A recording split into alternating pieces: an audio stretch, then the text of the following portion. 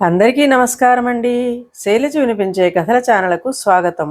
ఈరోజు మనం కోలార్ కృష్ణ అయ్యర్ గారు రచించిన రంగయ్యే దొంగ అనే కథను విందాం. ఈ కథ జూన్ 2011 చందమామలో ప్రచురింపబడింది. సిళ్ళంగేరి దేశపు రాజు విజయసేనుడి రాజభవనంలో ఒకరోజు రాజుగారి వజ్రపు హారం దొంగిలింపబడింది.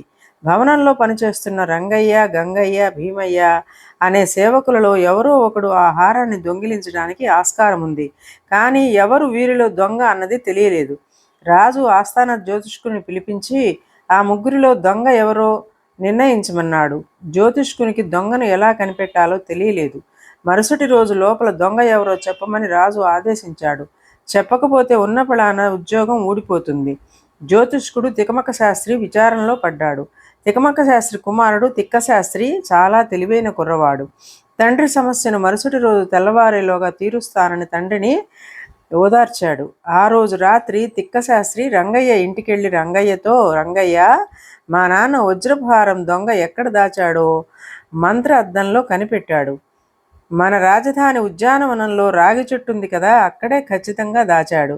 ఆ దొంగ మీరెవరూ కాదని తేల్చాడు. ఈ రాత్రి నీవు అక్కడికి రా, నేను అక్కడే ఉంటాను. హారాన్ని వెలుపలకు తీసుకెళ్ళి అమ్మి ఆ డబ్బును మనమిద్దరము పంచుకుందాం. ఈ విషయం మా నాన్నకు తెలియకుండా ఉంటుంది. నాకు గుర్రాల పందెం ఆడే అలవాటుంది కదా, దానికి డబ్బు కావాలి, ఏమంటావు అని అడిగాడు. రంగయ్య కొంత ఆలోచించి సరే అలాగే అన్నాడు. తరువాత తిక్కశాస్త్రి రంగయ్య, భీమయ్య ఇండ్లకు వెళ్ళి అలాగే చెప్పాడు. వాళ్ళిద్దరూ సరే అన్నారు. తిక్కశాస్త్రి ఉద్యానవనానికి వెళ్ళి ఆ ముగ్గురి కోసం కాచుకొని కూర్చున్నాడు.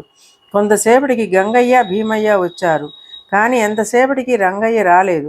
రావి చెట్టు కింద తవ్వి చూశారు, కానీ వాళ్లకు ఏమీ కనబడలేదు. గంగయ్య, భీమయ్య నిరుత్సాహంతో ఇండ్లకు వెళ్ళిపోయారు. తిక్కశాస్త్రి ఇంటికి వచ్చి తండ్రి తికమక శాస్త్రికి చెప్పాడు. నాన్న, ఆ దొంగ రంగయ్యే అన్నాడు. ఎలా చెప్పగలవు అని అడిగాడు తండ్రి. తాను పనిన పన్నాగం అంతా వివరంగా చెప్పి, నాన్న, ఆ ముగ్గురిలో రంగయ్య దొంగ గనుక ఆ వజ్రాన్ని ఎక్కడ దాచినది వాడికి తెలుసు. ఆ రాగి చెట్టు కింద లేదని తెలుసు, అందుకే వాడు రాలేదు.